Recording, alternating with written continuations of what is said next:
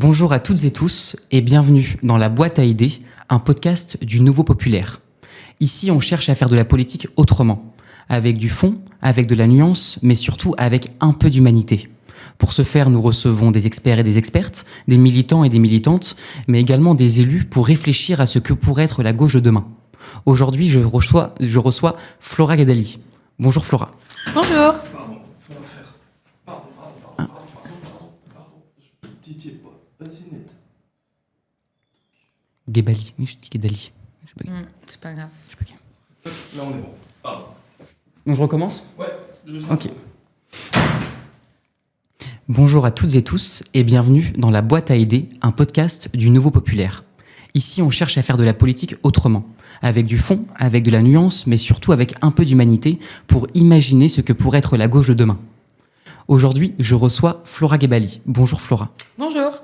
Merci de m'accueillir. Eh ben, merci à toi de venir parce que tu es aujourd'hui une personnalité très engagée et très présente dans la sphère médiatique, donc sur BFM TV, sur RMC et notamment dans l'émission Les Grandes Gueules.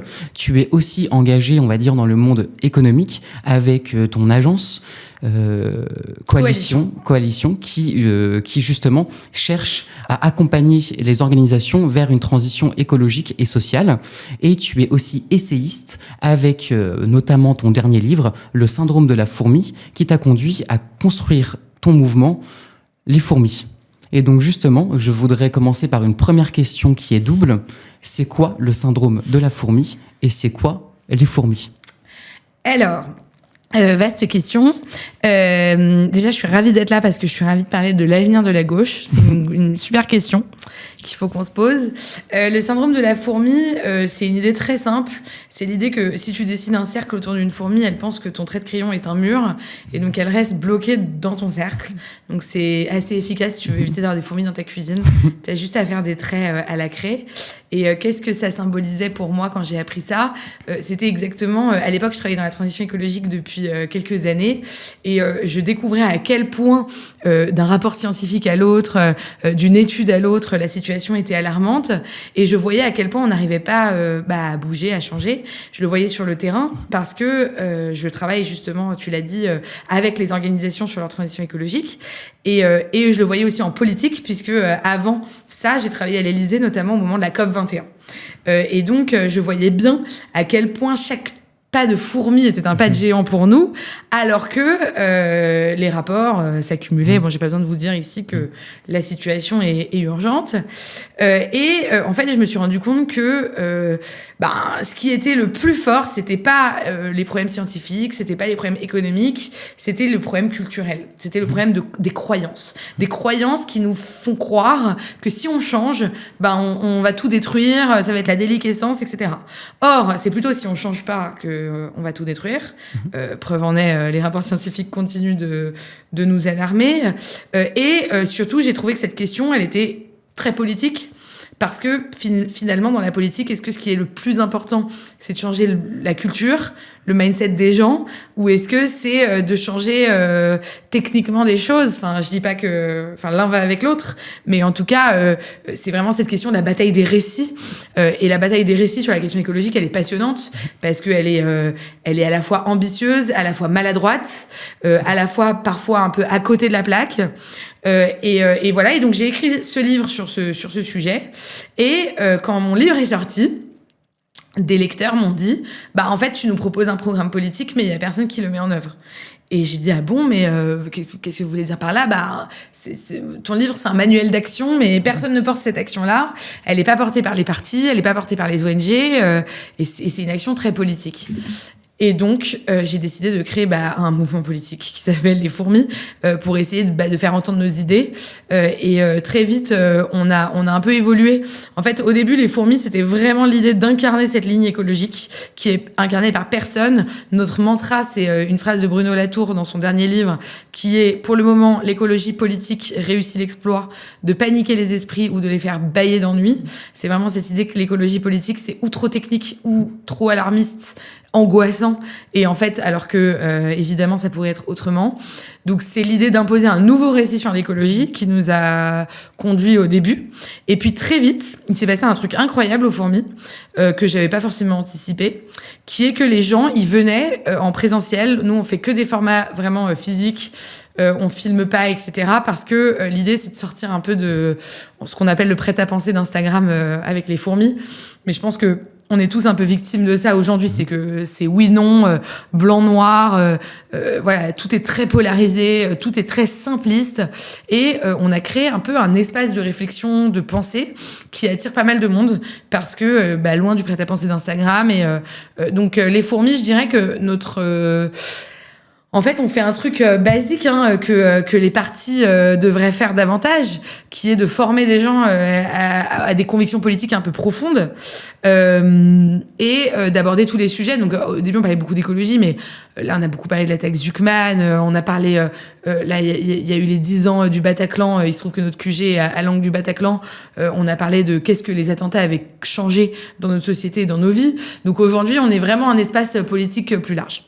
Mais justement, comme tu disais, tu as créé un mouvement, mais est-ce qu'aujourd'hui, on n'a pas un foisonnement de mouvements en fait, sur les questions écologiques, quand on pense même au Shift Project, etc. Est-ce que justement, il n'y a pas trop de mouvements? Est-ce qu'il ne faudrait pas vous réunir, réussir à trouver une instance commune pour mettre tout ce travail en commun et réussir à trouver, on va dire, une débouchée commune, et voire même à créer un parti, peut-être? Alors, excellente question.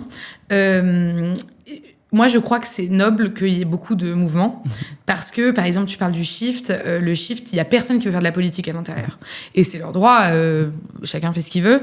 En revanche, ils apportent beaucoup de choses, notamment sur la partie think tank. Donc, chaque mouvement, je pense, apporte des cultures et des choses différentes. Et je te le disais à l'instant, dans cette société très polarisée, si on veut que les gens se retrouvent, tu vois, nous, on nous a un peu reproché d'être très parisiens. Désolé, mais moi, je suis parisienne. C'est un mouvement qui a été créé par moi. Donc, forcément, quand on crée une communauté, tu vois, au Shift, il y a plein d'ingés parce que les gens sont comme Jean Covici. Donc, il y a genre, je sais pas combien de pourcents de gens qui sont ingénieurs de formation. C'est logique parce qu'en fait, les gens, on est attirés par nos pairs. Et donc, en fait, avant de se vouloir hégémonique et de vouloir représenter, nous, on est hyper fiers parce que on a 1500 membres, dont 80% à Paris. Donc, et au début, on me disait, ouais, c'est nul, ton mouvement, il est qu'à Paris. Désolé, mais en fait, à Paris, j'ai 1200 et quelques membres, cotisants, adhérents. C'est beaucoup, en fait, parce qu'aujourd'hui, 1200 personnes qui s'intéressent à une aventure politique et qui cotisent, c'est énorme, en fait. Et donc, je pense qu'on soit on met la barre très très haute, donc on dit ok, il faut que tu sois hégémonique, il faut que tu vois ton parti ait disrupté le PS en 2 ans. Non, non, enfin justement, je croyais qu'on était contre la Startup Nation, ça marche pas comme ça. Soit au contraire, on va dire on s'éparpille. Je pense qu'il manque la puissance fédératrice. Mais que cette puissance fédératrice, ça peut pas être nous, parce que nous, on est beaucoup trop petits et on est beaucoup trop niche. Et que c'est plutôt, moi, j'ai déjà interpellé Olivier Faure sur la question, c'est plutôt au parti de jouer ce rôle-là. Parce que si on cherche une maison mère, j'ai l'impression qu'on cherche tous une maison mère, qui peut jouer le rôle de la maison mère? Et pour le coup, nous, on n'a pas cette volonté hégémonique, mais on a des idées, on a des talents, on réfléchit, et c'est le cas de nous et de plein d'autres mouvements. Donc la question, c'est qui est capable d'additionner, quoi. Mais ça, c'est la question... C'est la question première. Mais justement, on voit qu'aujourd'hui, c'est la question à 1 million pour préparer une élection, tu vois. Puis aujourd'hui, les partis, on voit qu'ils sont plus tout présents sur la scène, on va dire, des élections présidentielles, par exemple. Les trois partis en tête n'étaient pas des partis. Enfin, les 3 candidats, c'était des mouvements. Donc, est-ce que même la question peut se poser aujourd'hui, est-ce que les partis ont un avenir? Justement, avec ce foisonnement de mouvements, ces mouvements qui prennent la place, est-ce qu'ils ont un avenir? Nous, on l'a posé de manière très provoque l'année dernière, puisqu'on a fait une conférence sur le thème « Faut-il supprimer les partis politiques ?» avec deux idées. La première, tu l'as dit, en 2022, toutes les autocraties font plus de 20%, toutes les démocraties font moins de 5%. Je m'explique, les partis LFI, En Marche, RN, ils sont plein pouvoir à leur chef, bim, ça passe les 20. Les partis démocratiques, EELV, PS, LR, parce que ça dépasse aussi notre famille politique, ne passent pas les 5%. Et on voit 2027 se dessiner au loin, et on voit qu'il va se passer un peu la même chose. Et qu'aujourd'hui, la coquille que tu crées, elle peut être éphémère, comme l'a été En Marche, qui n'existe plus, puisque aujourd'hui, Renaissance, c'est encore autre chose, mais Elle peut être totalement éphémère, mais à certaines conditions. Et la première condition, c'est d'avoir de l'argent. Et pour avoir de l'argent aujourd'hui, si t'as pas ce terrain qui est d'accord idéologiquement avec toi, non mais c'est vrai, c'est une vraie question. C'est-à-dire qu'aujourd'hui, L'argent, c'est le nerf de la guerre. Si on pense comme ça, bah il suffit d'aller lever des fonds, sauf qu'on n'est pas aux États-Unis et qu'on n'est pas d'extrême droite. Donc comment on fait ? Et ça, c'est une question, c'est un problème. D'un autre côté, la démocratie dans les partis, c'était une idée noble.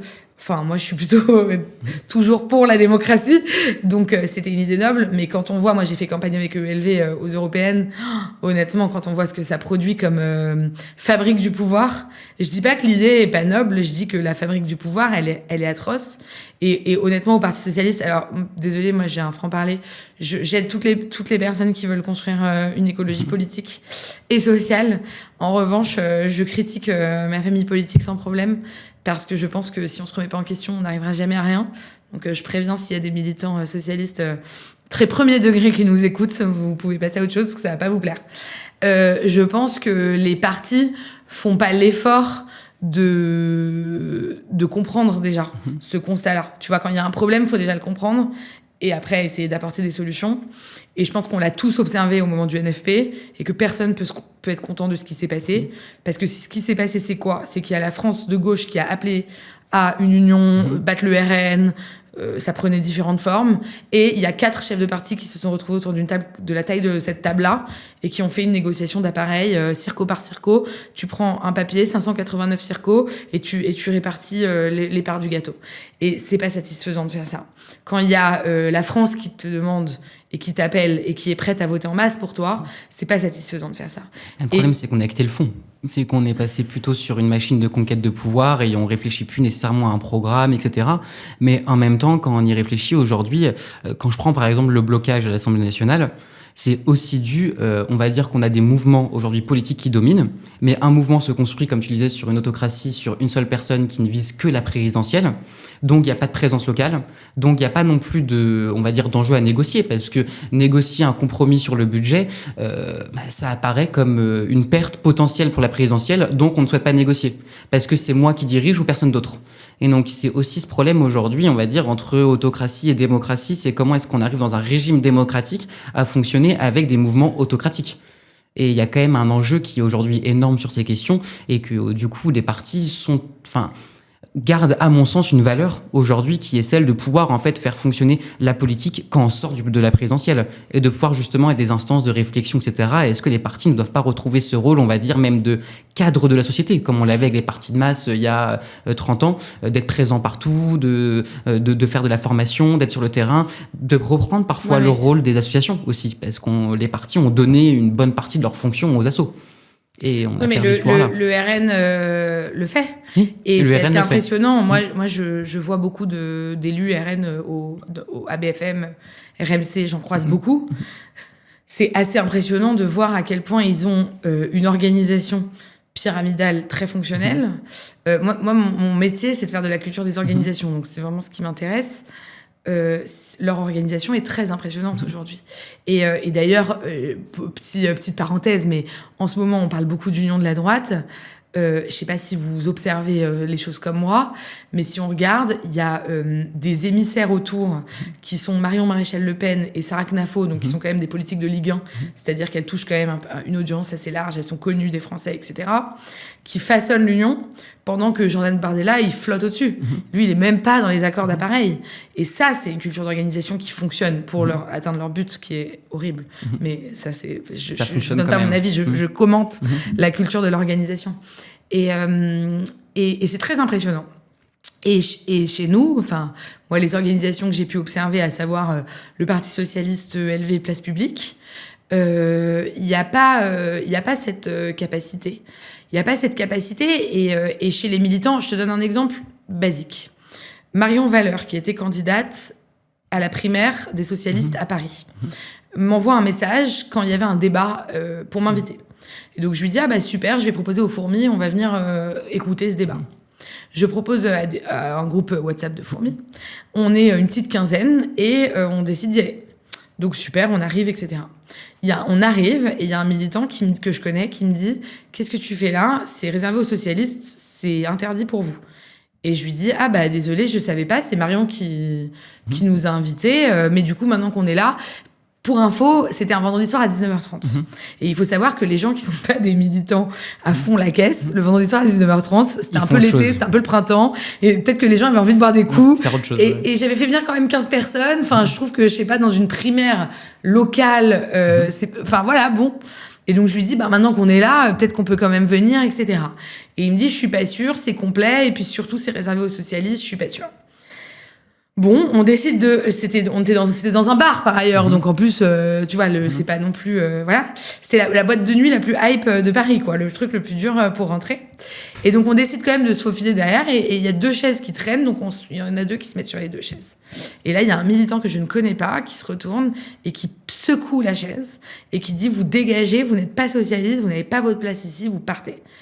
Donc on est parti. Et en fait, pourquoi je te raconte cette anecdote ? Parce que mes militants, ils étaient profondément choqués. Mais vraiment, moi j'ai été au PS il y a quelques années. Donc j'ai vu, quoi. Et puis en plus, j'étais dans une section où il y a eu plein de MeToo, etc. J'ai vu des choses. En revanche, eux, ils étaient... Mais qu'est-ce que ça veut dire ? Je te donne juste un autre exemple. On a fait, chaque année, on fait un bootcamp. C'est 2 jours de formation pour nos membres à la politique, vraiment formation accélérée, etc. On invite 3 conseillères de Paris, de différents partis de gauche. Et on reçoit plein d'experts, des constitutionnalistes, etc. Tout le monde adore, enfin voilà, tout se passe très bien. La seule table ronde qui se passe pas bien, c'est celle avec les politiques. Parce que, 1, elles se coupent la parole sans arrêt et ça choque mes militants. 2, ce qu'on m'a remonté, dès qu'il y en a une qui parle, les 2 autres sont sur leur portable ou elles parlent entre elles. Et 3, elles se parlent très mal. Et vraiment, moi, je suis habituée, en fait, je suis sur les plateaux, je vois beaucoup de politiques. Je me rends plus forcément compte de cette violence verbale et tout. Et en fait, quand je vois à travers l'œil des militants des fourmis, je me dis, ah ouais, c'est chaud, en fait. Enfin, il y a quand même beaucoup de violence. Et pourquoi je te raconte ces 2 exemples ? Parce que les partis, ils ont créé une culture. Tu vois, je commence par te raconter le syndrome de la fourmi. Ce qui se passe dans une société, c'est une question de culture. Et aujourd'hui, ce qui se passe dans les partis, c'est aussi une question de culture. Et les partis, ils ont créé une culture qui, honnêtement, est toxique, violente, et qui ne respecte pas les gens. Et ça... Ben forcément, c'est peut-être le cœur du problème. Enfin, c'est peut-être le premier constat à poser et à regarder dans les yeux. Et toi, t'es militant. Je pense que tu vois en section que les gens sont parfois violents. Alors, bien sûr que la politique, ça peut avoir une forme de brutalité. Il vaut mieux s'écharper avec les mots que par la violence physique. On peut dire que la violence verbale, c'est déjà mieux que la violence physique. Mais on peut aussi se dire qu'on va vraiment arrêter et qu'on va créer des organisations saines et qui fonctionnent. Puis après, bah là, il y a aussi la question, justement, oui, de la violence au sein des partis. Et donc ça, je pense qu'il y a une tentative de plus en plus de réguler parce que la société aussi évolue.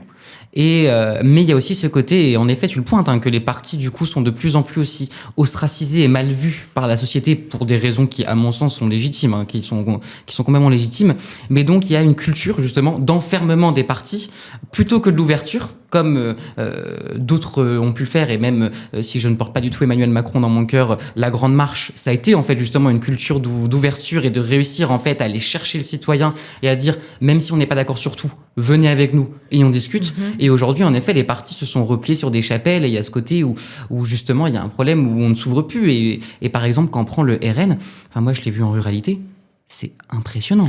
Leur force de frappe, en fait, j'ai l'impression de voir, et pourtant, j'étais pas né, mais le PC des années 80, en fait, en zone rurale, il y a un problème administratif. Je vais au siège du RN ou au local du RN et on m'aide à faire mes papiers. Il y a un côté vraiment de proximité, de faire partie en fait de la vie des gens et d'être oui, une instance qui est assez centrale. Et par exemple, Boris Vallaud le pointait dans son livre en permanence que c'est aussi le rôle de plus en plus des députés. Que les députés en fait, c'est un métier ça va être assistante sociale, etc. Et en fait, il y a ce côté d'accompagnement. Et justement, est-ce que les partis ne doivent pas réussir à se réouvrir, à retrouver un élan, de dire en fait, on se remet en cause et on va vers les citoyens. Et c'est justement ça la question. J'ai rencontré un collaborateur parlementaire du RN par hasard dans le cadre de mes activités professionnelles. Et je sais pas, on discute et je lui dis, tu fais quoi dans la vie ? Il me dit, je bosse à l'Assemblée. Je lui dis, pour qui ? Il me dit, un député RN. Bon, ok. Et je lui dis, il était très jeune. Et donc, je lui dis, qu'est-ce que tu fais au RN ? Et il me dit que dans sa ville, alors j'ai oublié le nom, c'est la seule section le seul parti qui a pignon sur rue. Donc déjà, c'est le seul logo qu'ils voyaient dans la ville. Donc ça, déjà, c'est énorme, en fait, c'est un sujet. Quand tu vois physiquement tous les jours un local en allant au travail ou je sais pas où, tu sais que ça existe. Quand tu vois, quand c'est opaque, tu le vois pas. Et là, et je lui dis, ah bon, et ta famille était déjà du RN et tout? Et il me dit, non, pas du tout, c'est que des communistes dans ma famille. Donc, c'est aussi aller dans le sens de ton exemple. Et je lui dis, et qu'est-ce qui t'a donné envie? Il me dit, un jour, j'ai poussé la porte parce que je me suis dit, en vrai, j'ai envie de m'engager. Et là, il y a un mec trop sympa qui m'a offert un café. Moi, cette phrase, elle m'a marquée parce que offrir un café, c'est exactement l'inverse de l'expérience utilisateur. Désolée, je fais du marketing d'un parti type ceux que j'ai cités. Et vraiment, il y a un sujet d'expérience utilisateur. Autre exemple, j'ai été au meeting de Bernard Cazeneuve de la Convention il y a quelques semaines, et c'était un dimanche après-midi. Et comme je suis enceinte et que j'attends un bébé, je commence à me poser des questions basiques du style qui garde les enfants des gens le dimanche, vu que je vais bientôt y être confrontée. Et on était très nombreux dans la salle, on était genre 800 ou 900, et il y avait 0 enfant, 0 bébé. Et donc je me dis, tous les gens qui ont des enfants ici, ils ont soit une nounou, soit des parents sympas qui ont accepté de garder. Enfin, en tout cas, ils ont mis en place une organisation pour garder leur bébé. Mais quand on va à la politique, on va pas à l'entreprise, on devrait pouvoir venir... moi, j'ai pas l'intention...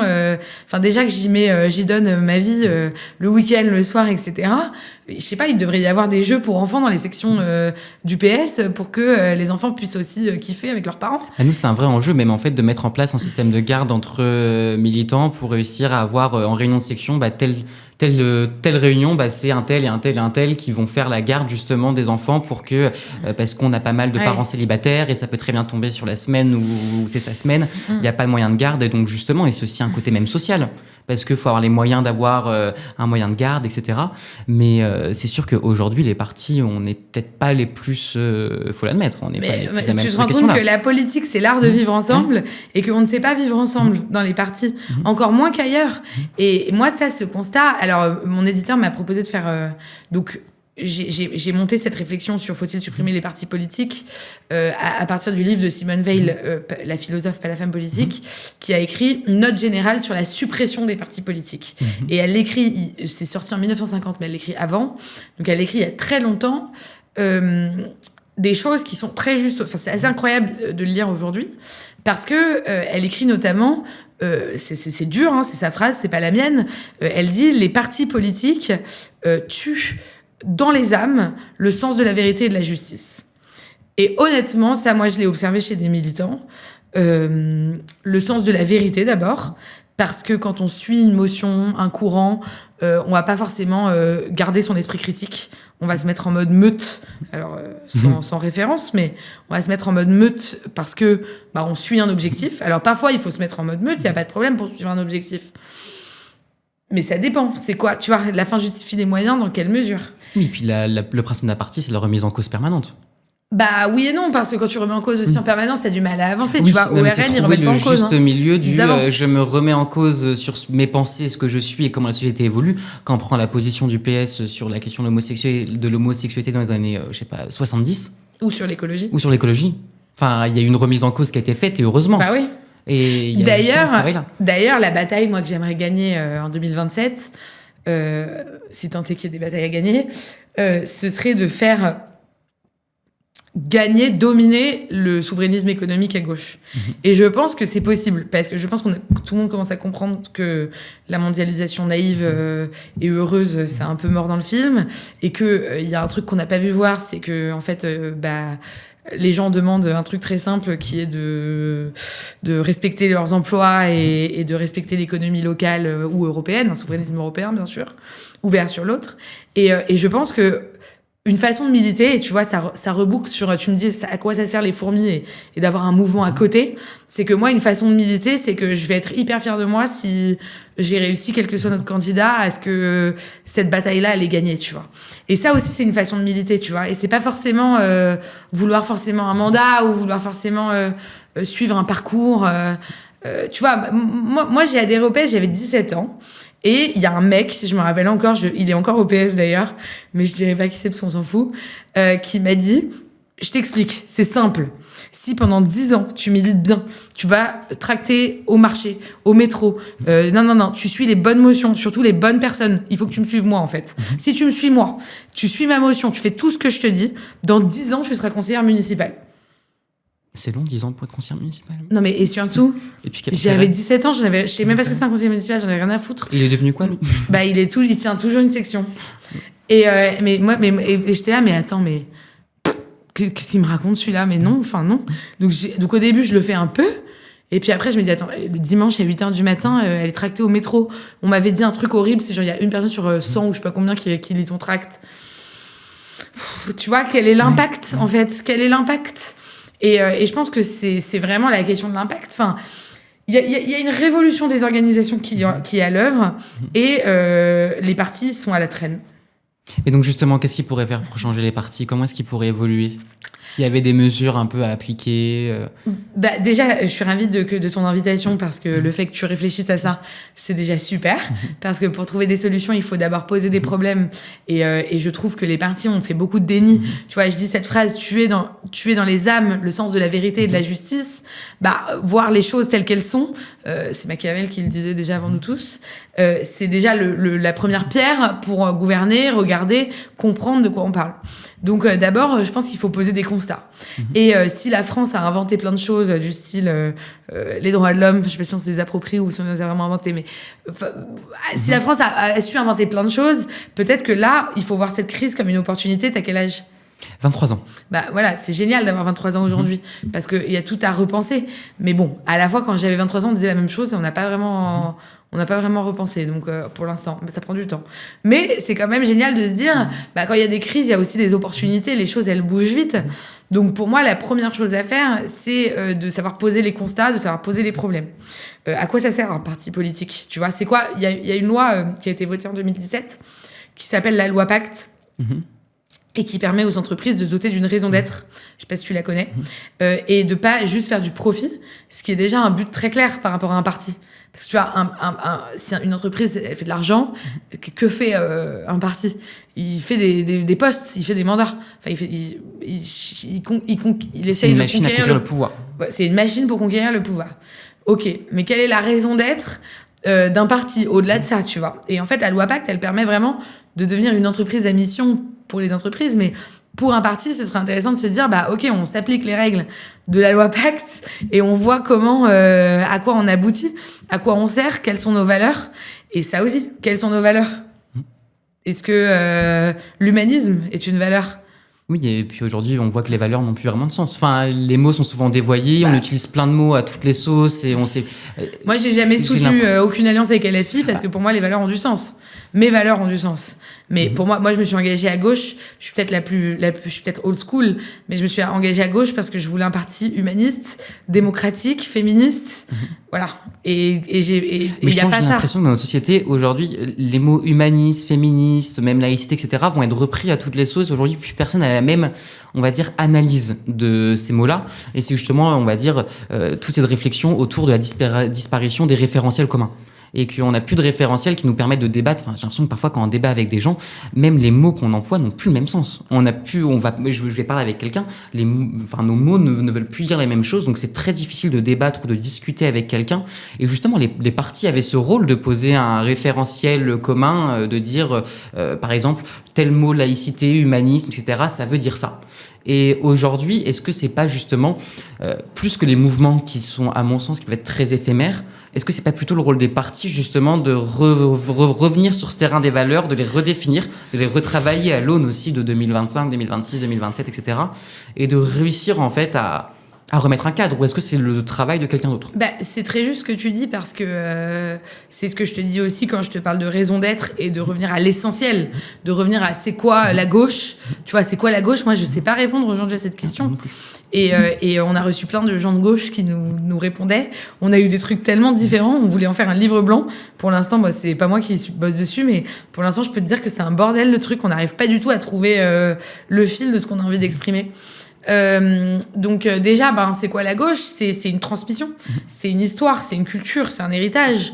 Donc déjà, c'est quoi cet héritage-là ? Et ce qu'on fait aux fourmis, qui est, alors on appellerait ça, je trouve ça un peu ringard comme mot, mais de l'éducation populaire, ou en tout cas, je sais pas, parce que moi je me vois pas éduquer les gens, mais je pense qu'on ouvre un espace de dialogue qui est important. Et c'est là que je pense que justement, Instagram et les réseaux sociaux sont destructeurs, parce que quand tu dis on sait pas ce que c'est l'humanisme, moi je sais ce que c'est parce que j'ai fait des études sur le sujet, que j'ai lu des livres, que j'ai lu des philosophes. Et alors désolé de sonner élitiste, peut-être que c'est pas à la mode, mais moi je pense ça. Moi je suis pour qu'une élite, alors une élite, ça veut certainement pas dire des fils d'eux nés à Saint-Germain-des-Prés qui font l'ENA parce que tous leurs parents ont fait l'ENA, et ça veut certainement pas dire non plus une élite académique. Moi, j'étais pas une très bonne élève, c'est pas forcément ça le sujet.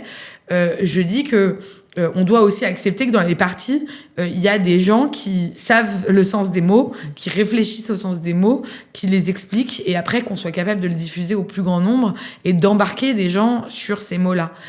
Moi, je fais des vidéos sur les réseaux de 1 minute. J'essaie d'expliquer des choses, genre l'état de droit, en 1 minute. En fait, c'est un challenge hyper intellectuel, parce que si je suis capable de l'expliquer en 1 minute, j'ai un meilleur impact politique que la plupart des gens, puisque l'enjeu, c'est que les gens comprennent que l'état de droit, c'est important. Parce qu'on en est là aujourd'hui. Tu vois, quand les gens... Moi, je suis aux Grandes Gueules sur RMC. On a des auditeurs qui nous appellent. Les gens, déjà, toutes les semaines, on nous dit je comprends pas, c'est beaucoup plus safe à Singapour. Pourquoi ils sont pas en prison comme en Tunisie ? Il y a un vrai choc de modèle aujourd'hui. Et pour moi, c'est évident, peut-être que pour toi aussi, que pourquoi c'est plus safe à Singapour ? Parce que Singapour n'est pas une démocratie et qu'on fout les gens en prison parce que comme ça nous chante, et que nous, on est fiers d'avoir un état de droit, badinter, blablabla, blablabla. Il n'empêche que pour les gens, c'est pas clair. Là, au moment Salah Abdeslam, les gens ils disaient mais pourquoi Salah Abdeslam a le droit à un avocat ? Qu'est-ce que ça veut dire ? Moi, je sais ce que ça veut dire. Ça veut dire qu'un jour, on a décidé que la France, c'était pas la loi du plus fort, c'était l'état de droit. Et que donc, tout le monde avait le droit à un avocat. Mais ça, si t'es capable de l'expliquer aux gens en 1 minute et de faire 1 million de vues, en fait, c'est un travail hautement, je dis pas intellectuel dans le sens intello, c'est pas ça qui m'intéresse. Je dis dans le sens, c'est difficile comme travail de faire ça. Tu vois ? Mais parce que en même temps, aujourd'hui, quand on prend et évidemment, il y a les réseaux sociaux, mais en plus sur les réseaux sociaux, aujourd'hui, ceux qui dominent le plus sont, à mon sens, par exemple, quand je prends Twitter, je crois que j'ai vu ta biographie, la poubelle de la démocratie. La poubelle de la démocratie. Et quand on prend Twitter, justement, c'est un enfer. Et aujourd'hui, on voit que sur Twitter et sur les principaux, on va dire, canaux de communication, bien qu'on va faire des vidéos de 1 minute pour expliquer c'est quoi l'état de droit, il y a des gens qui, en fait, en même pas 1 minute, mais en 10 mots, vont réussir à tout déconstruire à une vitesse qui est grand V. Et aujourd'hui, on voit qu'aujourd'hui, il y a tellement de canaux de communication que, justement, il n'y a plus de référentiel commun. Et donc, justement, il y a ce côté où, je suis plutôt pessimiste, où j'ai l'impression qu'on n'arrivera plus aujourd'hui, en tout cas dans l'état actuel des choses, à retrouver un référentiel. Et justement, qu'on aura beau expliquer c'est quoi l'état de droit, ou c'est quoi l'humanisme, ou c'est quoi la laïcité, etc., ça va être repris, redéformé. Et en fait, c'est les mensonges qui vont s'imposer comparé à, en tout cas, si c'est pas la vérité, notre vérité, celle qu'on défend. Et c'est sûr que c'est quand même assez inquiétant, parce que dans une société où plus personne ne s'entend, plus personne ne s'écoute, qu'est-ce qu'on fait ? Parce que même sur les grandes gueules, toi, t'es confronté, oui, comme tu le dis, je vois tu débats avec tellement de gens d'extrême droite, je sais même pas comment t'as la patience et le courage même de le faire au quotidien. Parce que je suis d'accord avec ton constat, et que, de fait, ça me paraît très utile. C'est-à-dire que t'as totalement raison de dire qu'on retrouvera pas un référentiel commun de sitôt. Je suis d'accord avec toi. Ça va prendre à minima quelques années, décennies. Et aujourd'hui, la question, c'est qui parle le plus fort. Et tu vois comment tu peux détruire une réputation, parce que on se met sur... tu vois, on a vu des politiques, d'un coup, y a soit la fachosphère, soit l'extrême gauche aussi. Parce que l'extrême gauche, ils sont redoutables. Moi, j'ai été beaucoup cyberharcelée. On essaie de me faire passer pour... je sais pas, plein de choses. Mais en fait, aujourd'hui, ce qui compte, c'est combien de fois une personne a été diffamée sur ton feed. Si tu l'as vu être diffamée une fois, tu peux encore avoir de l'estime pour elle. Si tu l'as vu se faire diffamer 400 fois, tu crois ce qu'on te dit. C'est comme la pub. Tu vois, pourquoi les marques, elles payent des millions pour avoir des panneaux publicitaires à l'arrêt de bus? Parce que le jour où tu as envie de je sais pas quoi, tu vas aller chez eux. Parce qu'à force, tu t'es fait matrixer et t'as vu la pub. Là, c'est pareil, mais sur les gens et sur les idées. Donc, c'est hyper dangereux. Il n'empêche que y a des gens qui ont compris ce monde-là bien avant d'autres. Exemple, LFI. LFI, j'avais fait le calcul il y a quelques mois. Ils ont 15 de leurs leaders qui ont une audience personnelle égale ou supérieure à BFM TV. Ah oui. Quand même. Et ça, c'est intéressant, parce qu'avant, on parlait tu vois, les politiques, ils allaient dans les médias, c'était un bon moyen de diffuser leurs idées. Aujourd'hui, tu prends ton téléphone, tu fais comme ça, tu parles directement face caméra, tu diffuses ton idée, et parfois à une audience plus large, voire beaucoup plus large. Aujourd'hui, les 2 premiers influenceurs politiques français, c'est Jordan Bardella et Rima Hassan. Ça dit quelque chose, ça aussi. Pourquoi c'est l'extrême droite et l'extrême gauche qui a réussi? Pourquoi c'est pas tout ce qu'il y a au milieu? Tu vois? Mais c'est parce qu'il y a aussi un enjeu d'être capable d'exister en faisant le buzz sur ces plateformes. Et qu'aujourd'hui, les modérés n'arrivent pas, on va dire, à faire le buzz sur... Enfin, quand je dis modéré, je l'emploie pas comme un terme négatif. Mais on va dire, tout ce qui n'est pas sur l'axe des partis les plus extrêmes n'arrive pas à faire le buzz aussi. Et qu'on n'arrive je suis pas pas à faire d'accord. L'esprit critique, il fait le buzz et il fait des vidéos extrêmement... social-démocrate, je sais pas. Je veux pas du tout le classer. Il se classera tout seul s'il a envie un jour. Mais voilà. Non, il y a des jeunes féministes sur TikTok qui font des vidéos extrêmement virales. Elles sont hyper utiles à la cause. Et ces filles-là, je pense qu'elles seraient bien méprisées par des députés ou des élus de partis traditionnels qui se diraient mais elle est qui elle pour voilà.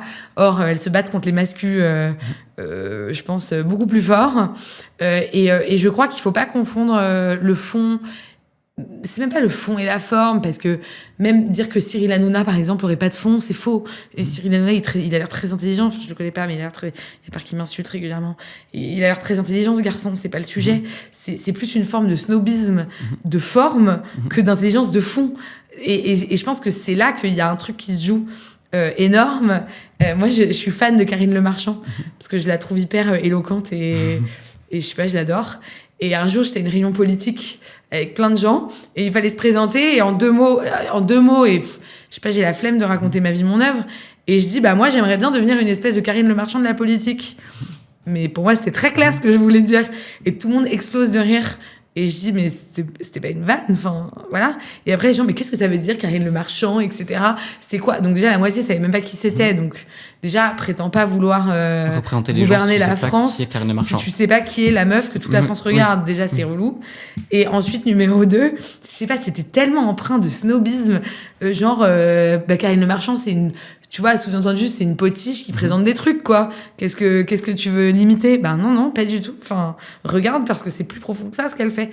Et c'est profond. Oui, mais non, mais elle humanise aussi les politiques, et puis elle arrive à faire passer des idées. Elle arrive à faire passer les agriculteurs. C'est la seule qui a mis les agriculteurs à la télé. Elle arrive à rendre un monde qui est invisibilisé, elle le rend visible par son action. Et ça, c'est impressionnant. Voilà. Et elle le fait bien, en plus. Elle le fait pas mal. Dans un monde de bataille pour le marché de l'attention, etc., tu me demandais tout à l'heure comment on réforme les partis politiques. Revenir à l'essence. À quoi on sert? C'est quoi nos valeurs? Qu'est-ce qu'on fait? Qu'est-ce qu'on propose? 2, changer les canaux de communication et de diffusion. Tu vois, à qui on parle, pourquoi on leur parle, comment on leur parle. Et est-ce que, il y a un autre truc que j'ai beaucoup observé chez ELV, je pense que c'est un peu moins vrai au PS, encore que autre chose, parler à quelqu'un qui n'est pas d'accord, c'est bien. C'est certainement la chose la plus importante que je dirais dans ce podcast. Échanger avec des gens qui ne pensent pas comme nous, c'est une bonne chose. C'est le principe même de la démocratie, déjà. Toi, tu en as conscience, mais il y a beaucoup de militants ou de gens qui pensent... Il faut parler avec des gens... Aujourd'hui, tu vois, ils te disent, quand tu n'es pas d'accord, tu unfollow. Tu vois, tu cancel, tu t'en vas. Et or, c'est pas comme ça qu'on fait démocratie, c'est pas comme ça qu'on fait peuple. Et puis quand on refuse de discuter, il n'y a plus rien. Voilà, donc la première chose, c'est discuter. La deuxième chose, c'est discuter avec tout le monde. C'est-à-dire, je parlais des tiktokeuses féministes. elles sont impressionnantes. Moi, j'en suis plein. Elles sont impressionnantes, ces filles. Franchement, alors effectivement, elles ont peut-être pas les codes, elles ont peut-être pas fait Sciences Po Paris, mais elles sont quand même très pertinentes. Donc, c'est aussi discuter avec tout le monde, ne pas être snob. En fait, il y a vraiment un changement de communication. Alors, toi, ça va te parler parce que tu fais des études de com, mais la com, ça a souvent été méprisé par les politiques comme étant la dernière roue du carrosse. En gros, attends, nous, on fait des idées, on discute entre nous, on crée un rapport de force. Une fois qu'on sera d'accord, oui, bah tu feras un tweet, t'inquiète pas. Or, la communication, c'est l'art du langage. La communication, c'est ce qu'on fait là, c'est dialoguer, c'est parler. Et la politique, c'est avant tout de la communication politique. Parce que, à part quand t'es là, on n'est pas vraiment en responsabilité, enfin, ça dépend où, quoi, comment. Mais déjà, tant que tu n'es pas aux responsabilités, la politique, c'est de la com politique. Parce que ce que tu fais, c'est discuter et avancer des idées. Et donc, cette vieille idée très rance, qui est que la com, c'est un truc un peu sale, ou un peu, je sais pas si tu le ressens parfois. Ah si, complètement. De toute façon, le métier de communicant est mal vu. Enfin, quand on prend, c'est souvent vu déjà comme de la manipulation. La communication, c'est de la manipulation. Et en plus, c'est souvent quelque chose qu'on va... Même si je trouve que les élus se mettent de plus en plus justement à se dire c'est important de communiquer. Parce que, enfin, même quand on est en fonction, communiquer, c'est la base même de la démocratie, de dire aux citoyens, je fais ça. Je dois vous rendre des comptes, donc je fais ça. Pourquoi je le fais? Et c'est même pas pour convaincre. C'est juste en fait déjà pour que les gens puissent se faire un avis, de dire et c'est le principe même de la com publique, etc. Ouais, et enfin, on et voit puis même que... convaincre, c'est pas. C'est le principe. Oui, c'est le donc, principe même. Mais même déjà dire je fais ça et que les gens puissent en fait dire bah moi je suis d'accord ou moi je suis pas d'accord. Ouais, bien sûr. Bah, c'est le principe de la démocratie. Et si en fait on l'enlève, on arrive dans un régime autoritaire où on rentre plus dans la communication, mais dans la propagande dans le sens négatif du terme. Mais justement, il y a un côté où même, tu vois, ça va me faire une belle petite transition. Dans ce podcast, on a souhaité justement pouvoir communiquer avec les auditeurs et auditrices. Du coup, il y en a qui t'ont posé des questions et tu peux choisir 3 questions pour y répondre. Enfin, piocher 3 questions et puis y répondre si ça te va. Ben, allons-y. Alors, primaire ou pas primaire? C'est compliqué comme question. Je crois pas que une primaire... Je suis pas la bonne personne pour répondre à cette question parce que, en fait, moi je m'en fous des partis de gauche et je vais vous dire un truc provoque, je m'en fous même de la gauche parce que si on regarde ça comme ça, aujourd'hui il y a moins de 30% des gens qui votent à gauche. Et en fait moi je sais plus ce que ça veut dire la gauche. Tout à l'heure on parlait de souverainisme économique. Est-ce que la gauche c'est vouloir vendre du comté au Canada avec des accords, le CETA, ou est-ce que c'est de protéger nos emplois à la Ruffin? Moi, j'ai mon avis très tranché là-dessus, mais pas tout le monde est d'accord. Donc, je pense que tant qu'on n'a pas remis, tu vois, c'est quoi la gauche? Même si le souverainisme économique commence à être un tabou qui est en train d'être brisé à gauche. Bah, on est en train de briser de plus en plus de tabous à gauche quand même. Bah ouais, et puis même temps. En fait, moi, je sais pas, genre par exemple... pour moi, la mesure politique la plus importante, ce serait de protéger les mineurs des réseaux sociaux. Bah, est-ce que c'est de gauche ou de droite? Je sais pas, en fait. Dès que tu parles d'autorité, il y a des militants qui te tapent dessus. Je sais pas. Donc ça, déjà, moi, je pense qu'il faut des idées. Il faut aller chercher beaucoup plus vaste, beaucoup plus large. En fait, les gens qui votent RN ne sont pas d'extrême droite. Hein. Il y a 15% dedans, peut-être, maximum. Et c'est pas moi qui le dis, c'est les études d'opinion. Si on regarde un très bon institut qui s'appelle Cluster 17, il y a même maintenant le cluster des personnes apolitiques, c'est-à-dire les gens qui ne sont pas politiques, qui ne votent même pas. Quand on leur demande c'est qui leur personnalité préférée, c'est Jordan et Marine. Donc, c'est pas vrai que... l'extrême droite, enfin l'échiquier politique pour moi il est tellement has-been, même le débat sur la réforme des retraites, alors que enfin moi dans mon secteur économique je vois ce que fait l'IA, je travaille avec un grand groupe qui est en train de licencier 20% de ses effectifs là à l'heure où on se parle, donc enfin je sais pas, moi je vois pas le truc, donc pour moi il faudrait une équipe qui a envie de poser une vision, voilà. C'est d'abord un projet. Comment? C'est d'abord un projet. Voilà, c'est d'abord un projet. Est-ce qu'il faut le faire dans le cadre d'une primaire parce qu'il faut respecter les différentes composantes, ou est-ce qu'il faut s'en foutre des différentes composantes parce que, elles représentent qu'elles-mêmes, enfin, elles représentent pas grand monde, parce que si tu accumules toutes les forces militantes, tout ça, c'est pas grand-chose. Et 2, elles donnent pas beaucoup de pouvoir aujourd'hui, tu vois. Je sais pas répondre à cette question, désolée. Oui, non mais c'est une question compliquée. Hein. Moi, je sais que j'ai pas non plus tranché sur la question parce qu'on m'a aussi sorti l'argument justement de la primaire des losers, parce qu'on prend que les deux plus gros pôles. De toute façon, il y a des arguments pour, des arguments contre. La question en plus, c'est qui participe, jusqu'où on l'ouvre, qui peut voter. Ça pose tellement de questions, mais là, qui sont plus du coup des négociations sur un coin de table, comme tu le disais pour le NFP, qu'en réalité des questions de fond et de projet. Et combien d'énergie on va mettre dans cette primaire VS à aller porter un projet devant les Français? En même temps, s'il y a trop de projets de gauche devant les Français, ça peut aussi... Ouais, enfin, s'il y en a un qui parle aux gens, Mm-hmm. il prendra vite le pas sur les autres. Mm-hmm. Et ça marche aussi, en fait. Enfin, moi c'est très... Tu vas peut-être m'éclairer parce que tu as 23 ans. Moi, je comprends pas les gens qui militent pour l'union. J'ai jamais très bien compris ce que ça voulait dire. Et alors que la gauche a toujours été plurielle, qu'il y a 50 Shades of gauche. J'ai jamais très bien compris ce que ça voulait dire. On veut l'union à tout prix. Et pourquoi les gens ils militent pour l'union? Tu vois, même on voit des gens militants de l'union. Mais alors, je pense que c'est un souci surtout, en tout cas à mon sens, de réflexe face à la peur de l'extrême droite et au macronisme. Il y a aussi un côté où je pense qu'il y a un problème où aujourd'hui on réfléchit plutôt avec qui que plutôt avec quoi. Et la question, c'est plutôt, à mon sens, la question devrait plutôt être le quoi que le qui. Mais comme tu le disais, sur le projet, en fait, c'est plutôt on milite pour des idées. Et si on se retrouve sur nos idées communes, là, on s'allie. Mais le problème, c'est qu'aujourd'hui, il y a... on a quand même dans beaucoup de partis de gauche, même si je peux me permettre un sacrilège, à mon sens, certains partis de gauche sont amenés à fusionner à terme pour ne former plus qu'un. Mais il y a ce côté où, vu qu'il y a tellement de chapelles, de chefs à plumes, etc., on a ce côté où, justement, on pose la question du qui avant le quoi. Et donc, en fait, l'union, c'est de réussir à dire, on arrive à supprimer le qui, et on arrive... Mais c'est vrai qu'on se pose pas souvent la question du pourquoi. On supprime le qui, mais non pas le pourquoi. Et c'est vrai qu'aujourd'hui... Mais moi, j'ai du mal à comprendre... Enfin, je sais que j'étais pour l'union, en tout cas, en 2024. Aujourd'hui, la question des primaires, j'en suis... T'en es revenu.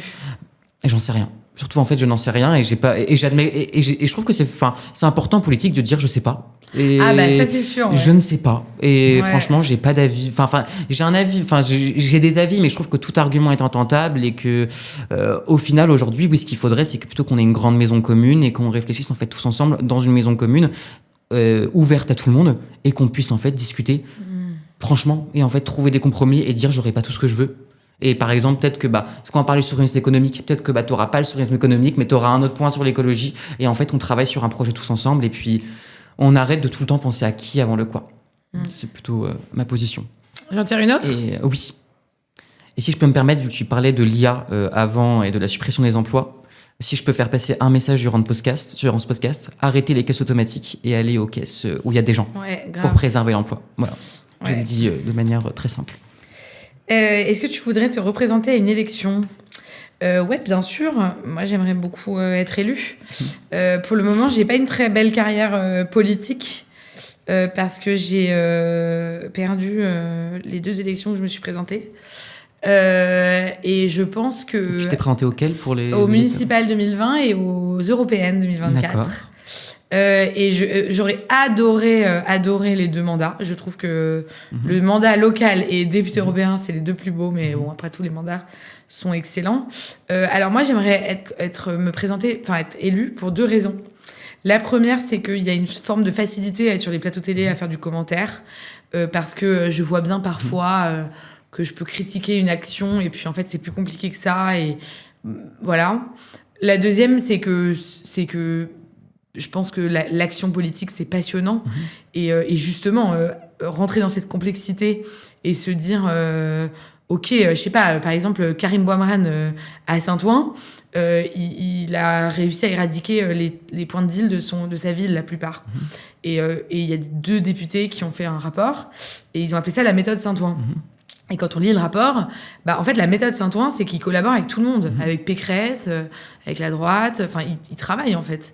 Et moi, j'aime bien l'idée de dépasser les clivages. Dépasser les clivages, vous allez dire que je suis une grosse macroniste en sortant. Mais il n'y a pas de problème, parce que, encore une fois, on me colle plein d'étiquettes différentes. Mais moi, j'aime l'idée de l'action, c'est toujours plus compliqué que ça.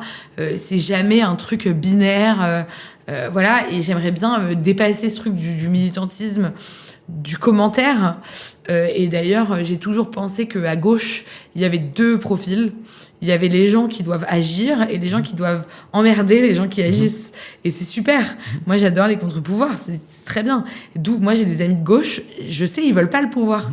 Ils veulent dire, c'est pas assez de gauche. Mais c'est pas grave. Mais les radicaux et les modérés s'alimentent et sont liés. Il faut qu'il y ait des radicaux et des modérés pour réussir. Et c'est très bien. C'est grâce à eux qu'on avance aussi.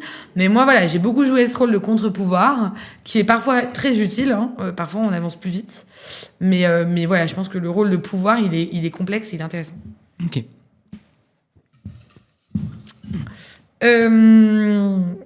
C'est pas éprouvant de débattre contre l'extrême droite. Bah non, moi j'adore. Alors j'adore parce que déjà c'est une formation. Je pense qu'on n'a pas fini de les voir et de les croiser. Donc les connaître, savoir qu'est-ce qu'ils pensent, qui est bon, qui est moins bon, quelles sont leurs méthodes, c'est passionnant. Parce que je pense que bah tu vois, toi comme moi, notre carrière, on va être confronté à eux régulièrement. Voilà. Et ensuite, non, c'est très intéressant. Pourquoi quelqu'un Bardella, il a mon âge. Pourquoi quelqu'un qui a mon âge pense aussi différemment de moi? C'est trop intéressant. Et c'est vrai que c'est une vraie réflexion à avoir, ce côté de... pourquoi le mec, il sort... pourquoi Knafo, elle est un peu plus vieille, pourquoi Sarah Knafo, elle pense Sarah Knafo, quoi. Je sais pas. Et bon, on n'a pas eu les mêmes enfants ou les mêmes familles ou les mêmes machins. Mais bon, on est quand même de la même génération.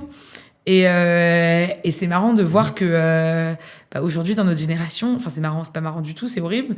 Mais il y a des mascus, les gens ont peur. Mais en même temps... moi, en partie, je les comprends. Moi, c'est marrant, j'ai 2 cousines qui ont 20 ans. Elles sont pas sœurs, elles sont cousines entre elles. Il y en a une qui vote Mélenchon, une qui vote Zemmour. Et à chaque fois que je suis avec les deux, je dis, attends, asseyez-vous là, l'une et l'autre, explique. Et je comprends aux deux une forme de... Celle qui vote Zemmour, elle m'a dit, moi, j'ai passé le bac l'année Covid, on m'a volé mon bac, on m'a volé ma jeunesse, on m'a volé mon année de 18 ans. Et puis après, le premier jour pour aller à la fac, je me suis fait agresser dans le métro. Bon, bah, voilà, elle est terrorisée, en fait. La vie, elle était trop... C'est vrai, voler une année de Covid à quelqu'un de 17 ans, c'est pas pareil que quelqu'un de 60 ans. Et c'est pour ça que c'est important de discuter avec tout le monde, pour comprendre aussi. Bah ouais. Pour réussir donc moi, débattre... en fait, je vois pas les gens qui aiment faire de la politique, mais qui n'aiment pas se confronter à des idées différentes des leurs, je les comprends pas. Non, mais c'est sûr que c'est aussi le but de ce podcast, de réussir à échanger, à inviter des gens qui vont être... Là, pour l'instant, on a reçu à peu près que des gens qui sont plutôt issus de la société civile, justement, parce que faut réussir à s'ouvrir et les gens à pas parler qu'à des élus ou de ne pas entendre que toujours les mêmes personnes sur le plateau télé, etc. À voir si les élus du PS écoutent le podcast. À voir, et même les élus de n'importe quel bord, peut-être. Oui, mais c'est eux qu'il faut... à qui il faut ouvrir les chakras.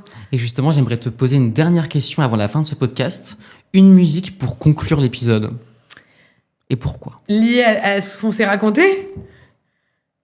Tu me dis. Je te laisse... Waouh, c'est difficile ça comme question. C'est marrant, j'ai écouté une interview de Théodora. C'est random en ce moment parce que c'est la chanteuse à la mode. Mais j'écoutais une interview de Théodora qui disait, en gros, plus je grossis, plus je me fais cyberharceler, plus je mets des vêtements courts et je montre mes formes pour montrer que, tu sais quoi, tu penses que mon ventre il est gros, mais en fait il est encore plus gros que ce que tu penses. Et elle disait, je le fais pas par confort, c'est très inconfortable de faire ça. Je le fais par devoir, quoi, par engagement politique. Et moi, comme je l'ai dit, je suis enceinte, même très enceinte. Et je me prends des hordes de commentaires. Elle a pris 30 kilos, elle a bouffé le présentateur. C'est vraiment la poubelle de l'histoire, en fait, ces réseaux sociaux. Ouais, bah voilà. Et je me prends plein de commentaires. Et honnêtement, c'est difficile parce que c'est jamais agréable quand on te raconte que t'as grossi. Alors, j'ai pas grossi, je porte la vie. Et puis même, en fait, c'était le cas. Non, mais oui, mais même si c'était le cas. Et puis surtout quand quelqu'un prend du poids, c'est peut-être pas de sa faute, peut-être qu'il a un traitement, peut-être qu'il a, je ne sais quoi. Enfin, bref. Et vraiment, ça m'a fait, les commentaires, ils m'ont un peu, c'est dur, quoi. C'est dur. Vraiment tout ce qui touche au physique, c'est marrant parce que moi je me voudrais émanciper de ma condition féminine, mais toucher à mon physique c'est beaucoup plus dur pour moi que autre chose, tu vois. Mais on n'est jamais Donc, émancipé de son physique. Enfin, c'est certainement, celui qu'on voit oui. tous les matins dans la classe. J'aimerais te dire que je suis émancipée de ça, mais ce serait de mentir, tu vois. J'ai du mal à comprendre les gens qui réussissent à faire ça. Bah, en tout cas, Théodora, et je me suis dit, waouh, bah ça, c'est la boss lady, puisque c'est son nom. Ça, c'est la boss lady qui parle, et ce qu'elle fait, c'est très politique, parce que moi, ça m'a fait beaucoup de bien. Et donc, justement, la musique Boss Lady, du coup Bah, allez, let's go. Ouais, la musique Boss Lady. Bon, bah, je te remercie d'être venu, en tout cas, d'avoir pu échanger avec toi. Et puis, je vous dis à dans 2 semaines pour un prochain épisode. Merci beaucoup de votre écoute.